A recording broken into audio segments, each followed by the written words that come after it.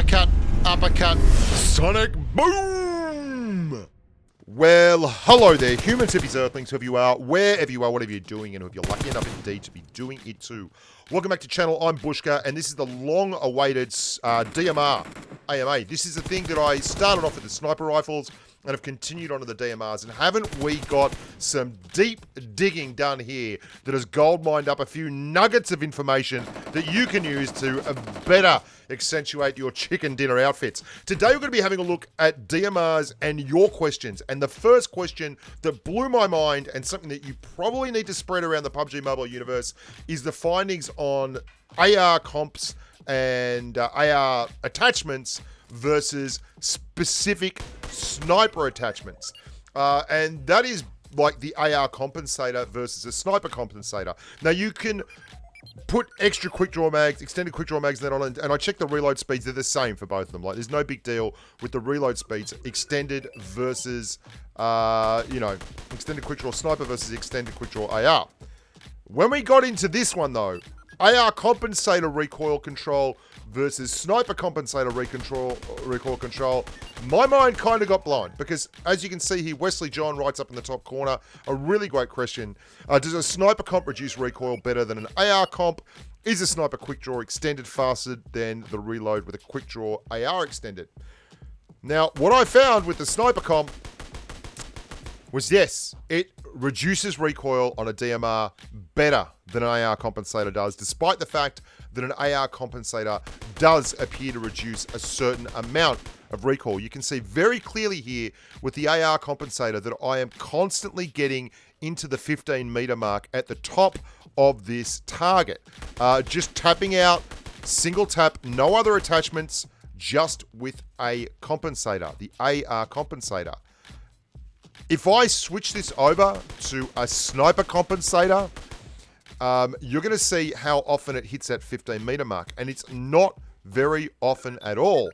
It absolutely controls recoil with a larger amount of vertical recoil control than the sniper compensator does, and this than the AR compensator does. I mean, look at that. It's so clear straight away. And I was able to replicate this again and again and again and again and again and again to the point where I went, oh my God, we've deep dug up another nugget of info that wasn't in the patch notes. Because this is absolutely true. If you have to run a DMR, run it with a sniper compensator. This is found gold. This is like when I found out that all the 5.56 ARs have exactly the same rate of fire. This is the stuff that I love finding in PUBG Mobile. Look at this with the sniper compensator. Look how much less recoil there is at the top of the chart there. It keeps cutting off. We switch back to an AR compensator. Straight away, you're going to see that 15 meter, that yellow 15M gets hit immediately. Like, there is no denying this. This is absolutely beautiful to find this out. And I was really, really happy that sometimes it goes just on the bottom edge of it, sometimes it goes midway up, but there is a definitive advantage to running a sniper compensator. So hats off, Wesley John. You're the real MVP. Thanks for the question. We did the investigation and we came out the other side saying sniper attachments are better than AR attachments. The next ones that came in were all centered around the whole AR as a DMR kind of scenario. One of them, indeed, we talked about why run DMRs when the DP is so common. And these are good points, but when I talk to pro players, Conqueror players, I found that, you know, Lego Daniel 1 is saying, is it more effective to use a DMR on single tap? And Payne the Risen was talking about the M16A4 and how prevalent it is PMCO. And there is so much more going into this than just the weapon selection. One of the things that really stood out when I talked to professional players is that they rotate early and often. And they don't muck around with their loadouts. They don't walk around spending time playing PUBG Mobile as a loot simulator like a lot of us do. If they get their loadout anywhere near finished, they're happy. But if they get to move early with the circle and rotate, and they have to have a secondary weapon that can handle something at range, then a gun like the M16 or the M416, and indeed having a 6x spray meta is one of the reasons for this, works and is a lot easier to find. If you're waiting all game to find a DMR, holding onto the bits for a DMR so that you can run, or a bolt action sniper rifle, you're at a disadvantage. You've got to be able to run and rock early. And that's one of the reasons why people do use M16A4s, because they're so common. They're common as muck. The other thing that we're talking about here is you can't both have a meta where everyone's using an M16A4 as a sniper rifle and also in the same breath say everyone's using an M416 with the 6x or a DP28 as their sniper rifle, because those two things, although they don't have to be mutually exclusive, they kind of are. And this is all centered around playstyle. A lot of the people I talk to would not run anything but a bolty or a DMR in their kit. And this is very much personal preference. Are you a gyro player? Do you find that your style of play is aggressive? Is it more about avoiding engagements? I mean, if those are the cases, then you have different preferences on your loadouts and things. DMRs have a big place in the game. But if your first shot is a headshot, then having a 7.62 DMR is absolutely redonkulous. Like a level 2 helmet there, you saw I got 2 headshots in it and tore that guy apart. But, you know, an M16A4...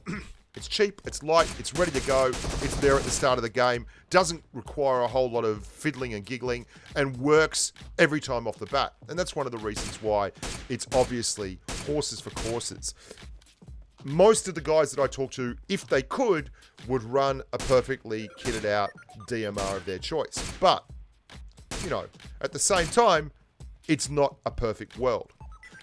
Now we had a bucket load of questions regarding this. Bolt actions versus DMRs. How can we dominate in front of bolt action with DMR and peek and cover? How to peek against a bolt action with a DMR? DMR versus bolt gun. When to choose and when do I pick up a DMR and if I'm in a squad and all this. We're going to talk a little bit about this in the meta. The thing with a bolt action is it is specifically designed for one thing. The one thing that it does better than anything else, and that's single tapping a target. A bolt action is absolutely built for a first shot, first strike kill capability. Anything with the level 2 helmet and under will be a single shot tap out. And that is so important in the game. So when you fight a bolt action with a DMR, the biggest thing that you have to do is move. You can't peek it like you peek in a bolt action fight. You have to be constantly moving while you're doing that. Because if you don't, if you sit still and you don't have a level 3 helmet, you're going to get one shot in the head. And even if you do have a level 3 helmet, if you're not fully healed up, you're going to cop an absolute flogging anyway.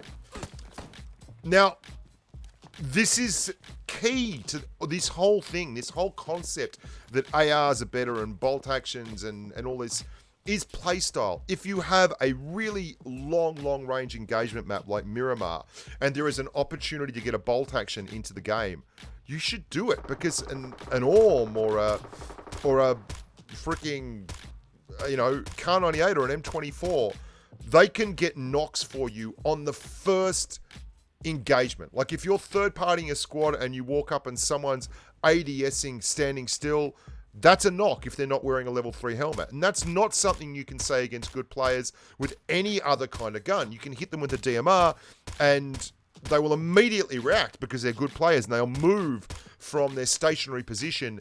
And unless you hit with follow-up shots, or even if you only score a limb shot, then you're done. You're not going to get that knock and they'll recover from that and you're back in the game. I'm not saying that one is better than the other. What I'm saying is that one is built for one thing and another is built for another thing. You can suppress much better with a DMR. You can go to a weapon switch with a DMR, as you see in so many snippets of this video, and just tap out hard and use it as a pseudo AR in close quarters combat. And if you're good, like with a good gun, like I'm going to get to this gun in just a second, the QBU, but it's absolutely important that you understand each of these things does different things well, okay? And your playstyle is the biggest deciding factor in this. But DMRs can be extremely heavy hitters, and they are exceptionally useful when you learn how to fast tap.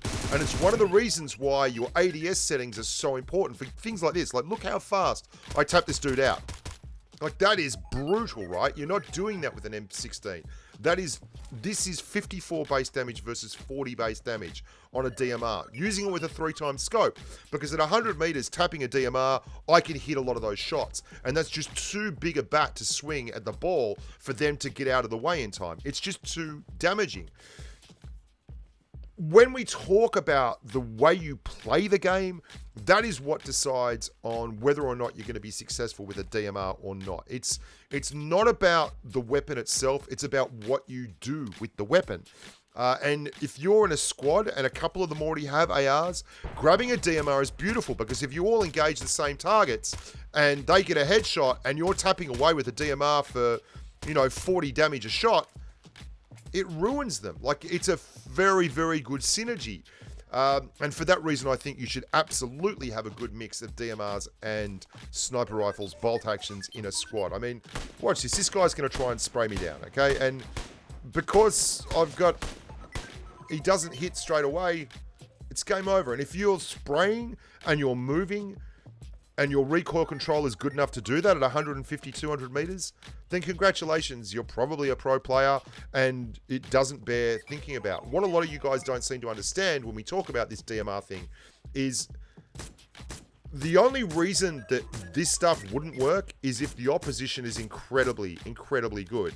And that's like less than 1%, like, of the player base. Like, there's 100 million unique accounts log in every month to PUBG Mobile.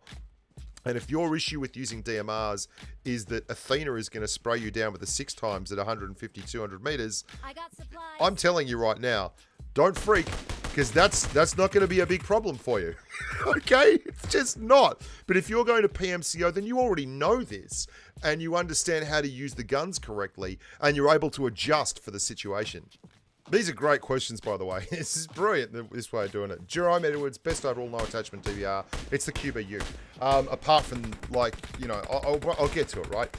If the QBU has more damage than the SKS, has more rounds, and unlike the SKS, you can rapidly fire the QBU, giving you more control of the recoil, then why does the SKS even exist on Sanhok? And the answer is, yeah, I don't know, because the QBU kicks its ass. I've got a spreadsheet. Most of you guys who are regulars here on channel know this, the PUBG Mobile damage spreadsheet that is just for PUBG Mobile. And as far as I'm aware, there's not a lot of this kind of stuff out there. And it lists you the damage numbers and the guns. The SKS's base round does 52. The QBU's base round does 54. It does more damage. The only other DMR that does more damage than this, that's not a crate drop like the Mark 14, is the SLR, and it does 3 more damage and has about a gazillion pounds more recoil. The QBU, you can fast tap it and absolutely break, and it has more recoil than a Mini 14, but for me, less damage than an SKS, and you don't have to put anything on it to get that, which is crackers. Now, I love the SKS. It is buttery when it's fully kitted out, but the QBU is some other kind of animal. And if you are not awake to this yet, you really need to start figuring out that gun is a special weapon if you're on Sanhok. You should be running it. In my opinion, it's very close to a crate weapon in terms of DMR. 54 damage with that kind of recoil profile is redonkulous. Thank you, Taleb and Jerome, for the questions. Now, Satyam and Cloud. How fast do you have to tap on DMRs so the ADS turns on, and how to fast tap those 7.62 DMRs? The big thing with the 7.62 DMRs is you have to take an extra bit of time. You can tap them out as fast as a Mini 14. You just won't be able to control them as easily.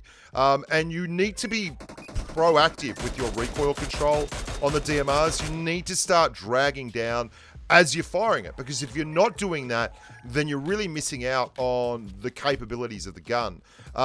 You can see me firing the Mini here. Like, I'm going to go bang, bang, bang, go, go, go, go, go, go, go, go, go. Like, I'm dragging that thing down so hard as I'm firing it. With the DMRs that are 7.62s, you've got to wait a little bit longer. You've got to wait just a touch longer to get that beautiful, juicy DMR recoil under control. So I'll generally, when you tap them out, you can tap them out fast with recoil control. I can anyway at about .010, okay, of a second. So you can get 10 good rounds off easily in a second with a 7.62 DMR. Maybe make it 8 or 9, but you just take your time with those shots. You've got to wait a little bit longer. This is the cube. Watch the QBU here. I mean, this is a joke. This thing is so strong. That guy is going to eventually come over here and peek. He's like wondering where he is. Just brutal. Hey. So ADS, in terms of ADS, you need to adjust your ADS for DMR tapping like this. If you're at 0.1 as a ADS time, then your ADS is engaged, and you should be if you're using DMRs in CQC or at inside of 100 meters. That's the kind of range you want to hit at. Thank you very much for the questions. MKS and Shabam both came up with this one, and a bunch of other people did. Basically, they want to compare the SKS with the SLR. I would take the SKS every single time. The SKS is just so much easier to control recoil-wise than the SLR. For me, the SLR is one of the guns that I really don't want to use a whole lot. You can see this guy is also running a AR as his DMR over there. And that gives me the opportunity. Basically, this goes right to the question that you're going to see here in a second from Wahid Zafir. Fully kitted M4 plus 6 times on... The problem I have with people running ARs like that with 4s and 6s and trying to use them as DMRs is they don't hit hard enough. And sure, there will be times when they will be better. But if you are in situations where you're having hit point trades, think about this, where you are trading hit points between guns, the gun that has the biggest front-loaded damage gets more opportunities to score a win. What do I mean by this? Well, if I can hit you in the head for 70 and you can hit me in the head for 55, then the gun that can do it for 70 only needs one other shot and you're cleared. So if I've got the gun that doesn't have a 6x scope and a full spray on it, and I'm peeking in a peak fight and you're peeking me, every time we go out, if I take a hit, I just pull back. If you take a hit and pull back, I've only got to get lucky once, and I can absolutely clear you with a second shot. You've got to get lucky with 4 shots, at least, maybe 5 shots. And I just don't, unless I'm running across an open field, that's not going to happen. And sure, if you kill people rotating through open fields with 6x sprays, that's great. But if I'm in a compound and I'm peeking and then pulling back, then it's a different kettle of fish. And again, this goes to the way you play the game. It's not the problem with you, it's the problem with the competition you're facing.